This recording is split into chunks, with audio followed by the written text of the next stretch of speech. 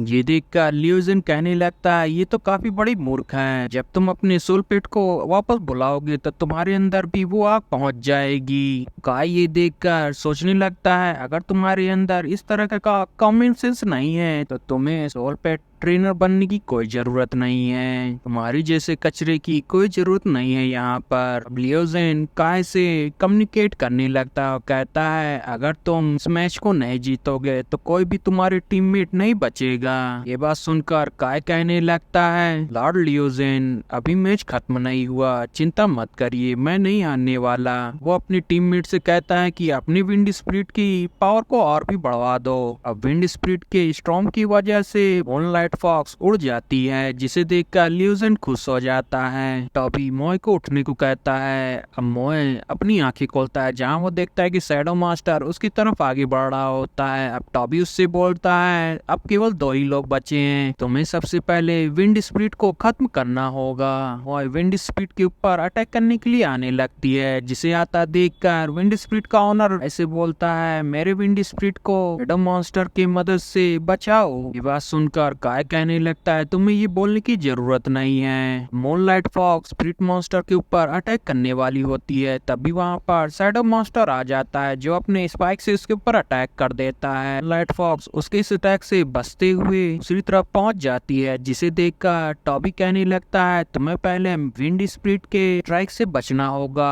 अब moonlight fox वैसा ही करती है, उसके अटैक से बच जाती है। काय देख लेता है कि मूनलाइट फॉक्स घायल हो चुकी है। अब वो कहने लगता है, शैडो मॉन्स्टर को इससे डरने की जरूरत नहीं है। ये बात सुनकर विंड स्पिरिट का ओनर सोचने लगता है, इसने मुझे उन फॉक्स के लिए चारे की तरह इस्तेमाल किया।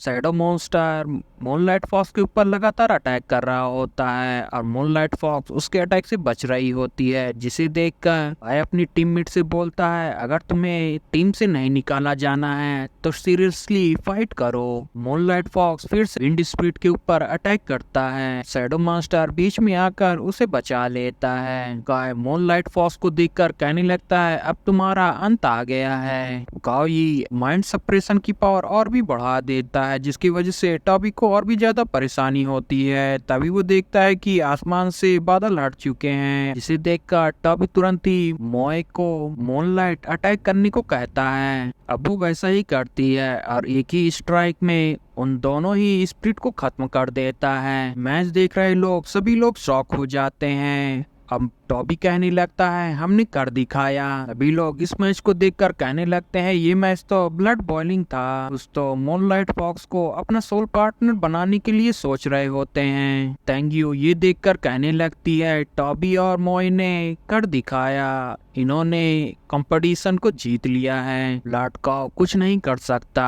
अब लॉर्ड काओ लियोजिन से बोलता है, तुम अपना प्रॉमिस मत भूलना। टॉबी का लिटिल फॉक्स अभी भी जिंदा है। ये बात सुनकर लियोजिन कहता है, ये टीम तो एकदम से बकवास निकली, और तुरंत ही अपने सोल पेट को बाहर निकाल लेता है और काय से बोलता है, अपने ग्रीन डीमन को बाहर निकालो और फाइट करो, वरना तुम मेरे सोल पेट के खाना बनोगे। बस सुनकर काय बोलने लगता है, मैं केवल सोल डिसाइपल हूँ, मैं उसे कंट्रोल नहीं कर सकता। वो अपने सोल पेट से उसे मारने के लिए भेज देता है। तभी काय अपने ग्रीन डीमन को बाहर निकाल लेता है। अब मॉय उसे देखकर उसके ऊपर अटैक करती है, मगर ग्रीन डीमन अपनी एक ही हाथ से उसे मार देता है, जिसकी वजह से वो बेहोश हो जाती है। अब ये देखकर टॉबी शॉक हो जाता है और मॉय के साथ बिताए हुए पल को याद करने लगता है और अपने वादे को याद करने लगता है कि उसने बोला था कि मैं तुम्हारे साथ साथ अपने को भी और भी पावरफुल करूंगा। अब टॉबी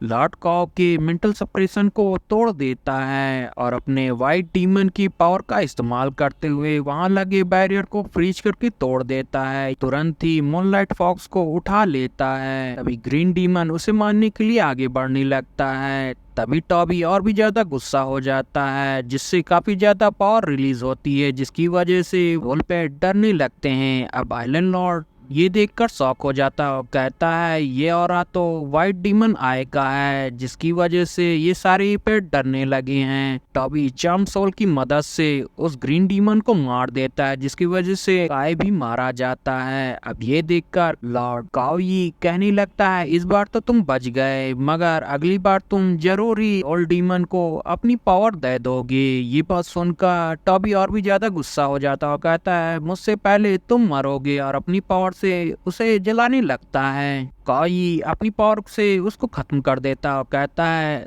तुम जरूर मरोगे, और अपना दूसरा सोल पेट उससे फाइट करने के लिए भेज देता है। एलन लॉर्ड काई को ऐसा करने से मना करता है, कहता है अभी के पास व्हाइट डीमन है, जरूर इसकी कोई मदद कर रहा है। मगर काई उसकी बात नहीं सुनता और अपने सोल पेट से उसे मारने को कह देता है। उसका सोल पेट उसे मारने के लिए आगे बढ़ जाता है, मगर उस अटैक से उसे कुछ भी फर्क नहीं पड़ता कि टॉबी को बचाने के लिए उसके सामने व्हाइट डीमन आ चुका होता है। व्हाइट डीमन उस सोल पेट को खत्म कर देता है। अब आइलैंड लॉर्ड ये देखकर काफी शॉक होता है कि ये डीमन तो 5 रैंक वाला है। अब वहाँ पर लॉर्ड ज़ाओ आ जाते हैं, जिसे देखकर सारे एल्डर ग्रीट करते हैं। अब लॉर्ड ज़ाओ काई से बोलता है मैंने तुम्हें कहा था व्हाइट डीमन को इस लड़के के अंदर ही रहने दो। ये बात सुनकर काई तुरंत ही अपने घुटनों पर आ जाता और कहता है ये लड़का काबिल नहीं रह गया था व्हाइट डीमन को नरिशमेंट करने के लिए, मैं तो इसे मारकर आपकी मदद करना चाहता था।